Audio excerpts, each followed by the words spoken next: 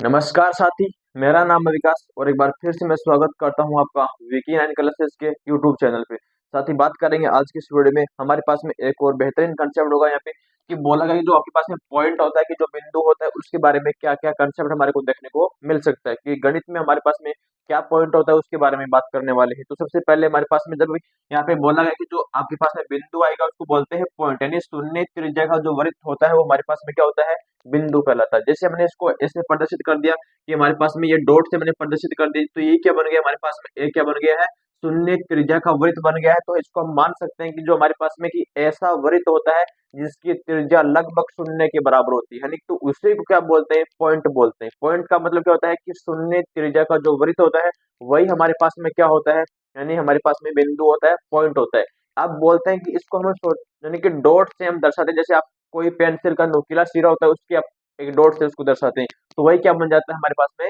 बिंदु बन जाता है। अब बात करेंगे कि जो बिंदु के जो टाइप उससे होते हैं हमारे पास में वो कितने कितने होते हैं। यहाँ पे पहला टाइप आता है कि जो सररेख बिंदु होता है, कि जो कॉलिनर पॉइंट होता है, उसका मतलब क्या होता है, यदि तीन या तीन से अधिक बिंदु एक सीधी रेखा पर स्थित होते हैं। मतलब कि जैसे मैंने पहले यहाँ पे देखोगे एक सीधी रेखा बना दी है, ये हमारे पास में क्या एक सीधी लाइन हमारे पास में दे रखी है, ये हमने क्या बनाई, एक सीधी रेखा बना दी है। अब बोला गया है कि इस पर तीन या तीन से अधिक पॉइंट होंगे, वो एक सीधी रेखा पर स्थित होंगे। अब यहाँ पर क्या लेना, पॉइंट, यानी इसका मतलब क्या होता है कि जो पॉइंट हमने सबसे पहले आपको बताया है, अब यहाँ पे मैं तीन पॉइंट इसे बना रहा हूँ कि एक पॉइंट यहाँ पे है, दूसरा पॉइंट हमारे पास में यहाँ पे, और तीसरा पॉइंट हमारे पास में यहाँ पे। इसका नाम तो ए बन गया, इसका नाम यहाँ पे बी बन गया, और इसका नाम क्या बन गया, सी बन गया। तो ये देखो इस पे तीन बिंदु है, तीन या तीन से अधिक बिंदु हो सकते हैं, कितने भी हो सकते हैं,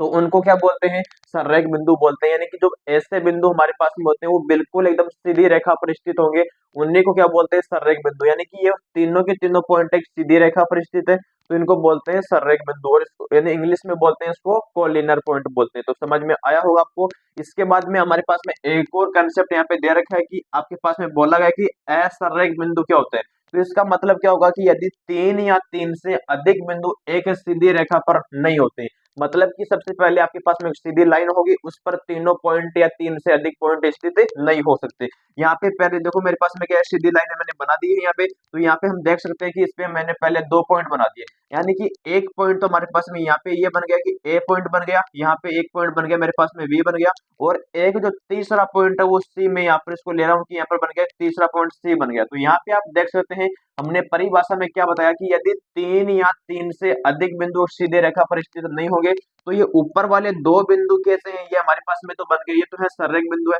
लेकिन ये तीसरा बिंदु जो सी आ रहा है वो इसके रेखा से बाहर आ रहा है, यानी रेखा पर स्थित नहीं है, वो रेखा से बाहर स्थित है। तो इसका मतलब ये क्या हुआ, ये आपके पास में हो गया कि नॉन कोलिनियर पॉइंट हो गया, इसको बोलते हैं असररेख बिंदु। तो ये पहला पॉइंट होता है बिंदु, यानी शून्य का जो वृत्त बनता है उसको क्या बोलते हैं, बिंदु कहते हैं। इसके बाद में सररेख बिंदु की यदि तीन या तीन से अधिक बिंदु हमारे पास में होंगे, वो एक सीधी रेखा पर स्थित होंगे, तो उसको क्या बोलते हैं हमारे पास में, सररेख बिंदु। और असररेख में आएगा कि तीन या तीन से अधिक बिंदु एक सीधी रेखा पर स्थित नहीं होते, यहाँ पे दो बिंदु तक सीधी रेखा पर थे लेकिन तीसरा बिंदु इससे बाहर स्थित है, तो इसका मतलब क्या हुआ, ये रेखा से बाहर हो गया, और ये होता है असररेख बिंदु। साथी तो उम्मीद करता हूँ ये कंसेप्ट आपको समझ में आया होगा, तीनों की तीनों डेफिनेशन आपको अच्छे से समझ में आई होगी कि क्या सररेख होता है, क्या बिंदु होता है, और क्या असररेख बिंदु होता है। तो ऐसे ही नई वीडियो के लिए चैनल को सब्सक्राइब कर ले, वीडियो को लाइक कर दे और शेयर सपोर्ट जरूर करें। Thank you so much, love you all,